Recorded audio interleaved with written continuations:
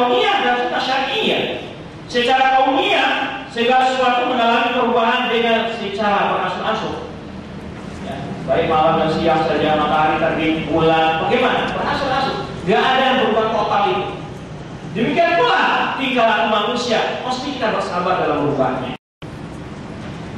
Demikian pula sunnah syar'iyah, Allah menurunkan syariat secara berangsur-angsur.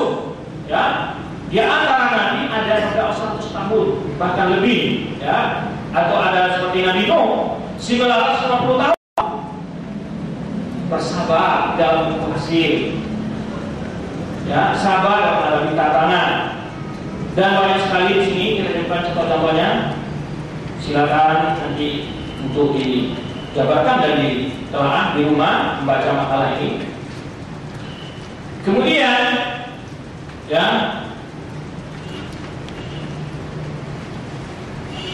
kita masuk kepada poin tentang segi-segi pelanggaran terorisme terhadap syariat Islam. Ini topik yang kita tuju.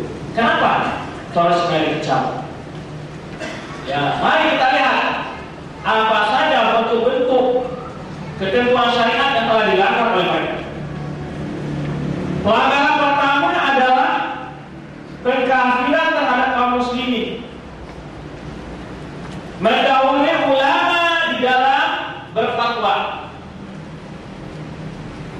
Di sini kita sebutkan 2 hadis bagaimana, ya, yang melarang mengkafirkan seseorang tanpa dalil bahwa itu adalah suatu perbuatan kezaliman dan menanggung akibat yang sangat besar.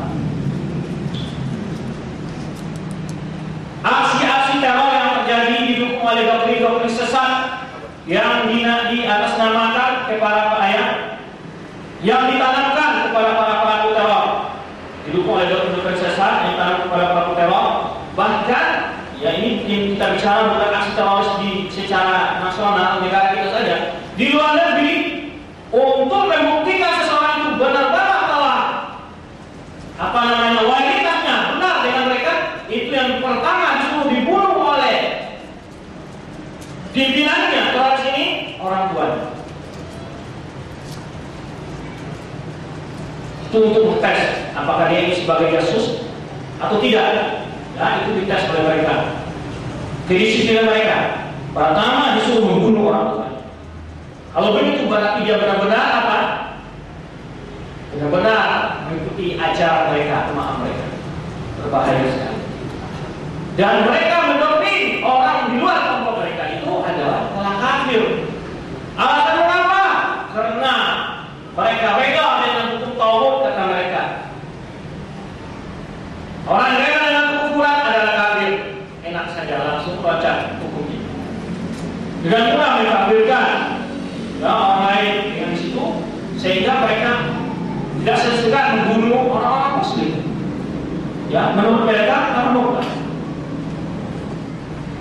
Di sini sudah kita sebutkan bagaimana mereka dalam melahirkan doktrin tersebut kepada pengikut mereka.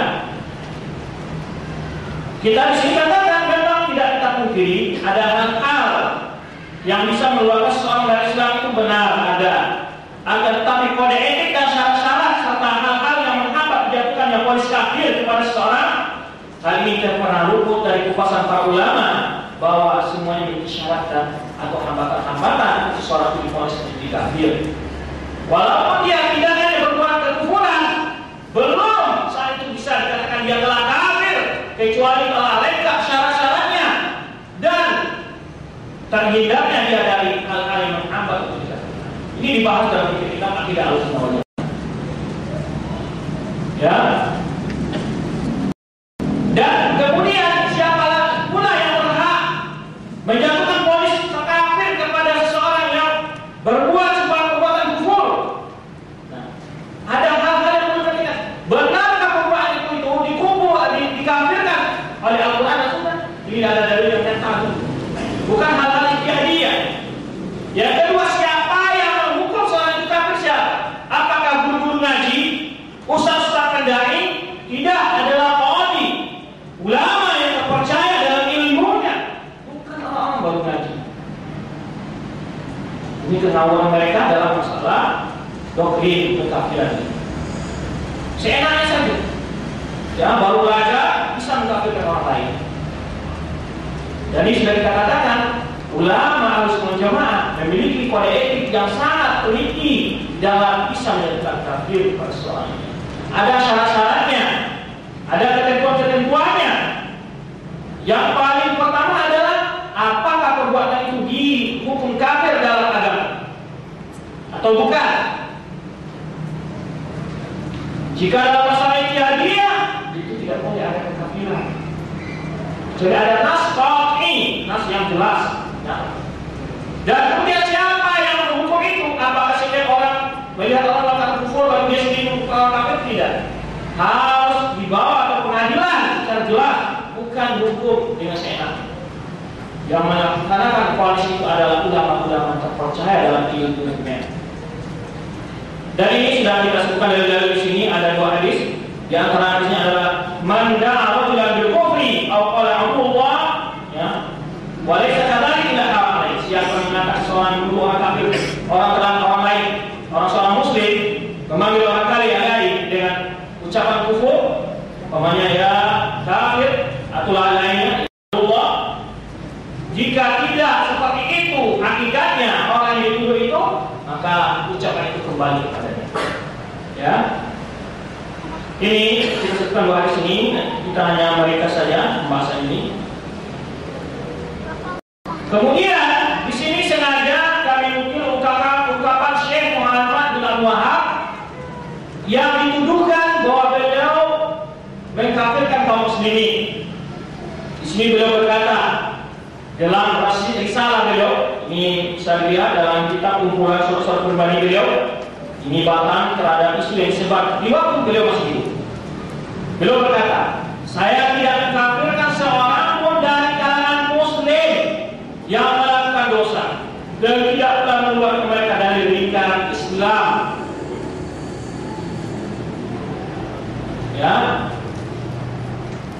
Oleh sebab itu dari ucapan beliau ini terbantah tuduhan bohong bahwa beliau membawa para teroris atau ya dengan bahwa ada kaitan antara dakwah beliau dengan dakwah teroris. Kemudian bentuk pelanggaran kedua yang dilakukan oleh para terorisme, ada kelompok terorisme adalah menentang dan melawan penguasa. Ini dalam pembahasan kita barangkali mencapai berapa halaman karena kita mengupas dalil-dalil yang begitu panjang dan luas dalam masalah ini. Ada 4 ayat dan 18 hadis yang kita sebutkan di sini tentang wajibnya hukum taat kepada penguasa. Perlu kita tekankan di sini bahwa perintah untuk taat kepada penguasa yang disebutkan dalam hadis Rasulullah SAW selalu mengabarkan tentang yaitu pelanggaran yang terjadi dengan penguasa. Artinya penguasa yang tidak bertakwa, yang tidak menjaga Islam dalam hukumnya secara benar. Jadi perintah itu datang kepada penguasa yang memang tidak melaksanakan kebenaran dan kekuasaan secara total atau tidak melaksanakan syariat. Itu datang perintah dari Rasulullah SAW agar kita tetap taat. Kalau penguasa itu adil, tentu tidak perlu lagi dari semua orang pasti setuju akan mentaati penguasa yang adil. Dari itu justru kita sebutkan di sini banyak sekali dalil-dalilnya. Mulai dari firman Allah SWT, ya ayyuhalladzina amanu atii'u wa atii'ur rasul wa ulil amri minkum. Wahai orang beriman, taati Allah dan taati Rasul dan para pemimpin dari kalian. Ya. Oleh sebab itu kita sebutkan di ungkapan Syekh Muhammad Sa'di dalam tafsir beliau, Allah perintahkan untuk taat kepada ulil amri, baik itu adalah para penguasa dan pejabat serta para mufti. Sesungguhnya tidak akan pernah berjalan baik urusan agama dan dunia kecuali dengan mentaati dan mengikuti mereka. Ya, sebagai bentuk ketaatan kepada Allah. Ini ketaatan penguasa adalah untuk menyempurnakan ketaatan kita kepada Allah dan kepada Rasul Sallallahu Alaihi Wasallam. Kemudian Allah yang lain, kemudian dari hadis Rasulullah SAW, man atwa'ani faqad ata Allah. Rasulullah SAW, siapa yang taat kepada aku, sungguh dia taat kepada Allah. Wa man asani faqad asa Allah. Wa man siapa yang durhaka ingkar membalas kepada aku, sungguh dia telah durhaka kepada Allah. Wa man yuti'ani faqad ata'ani. Siapa yang taat kepada pemimpin, sungguh dia telah taat kepada aku, kata Rasulullah SAW. Jadi Wa may ya'sul amir faqad asawani, siapa yang berhak menentang penguasa, sungguh dia telah menentang Rasul. Kemudian sabda Rasulullah selanjutnya, wa inna al-imam junnatun yuqatil warai.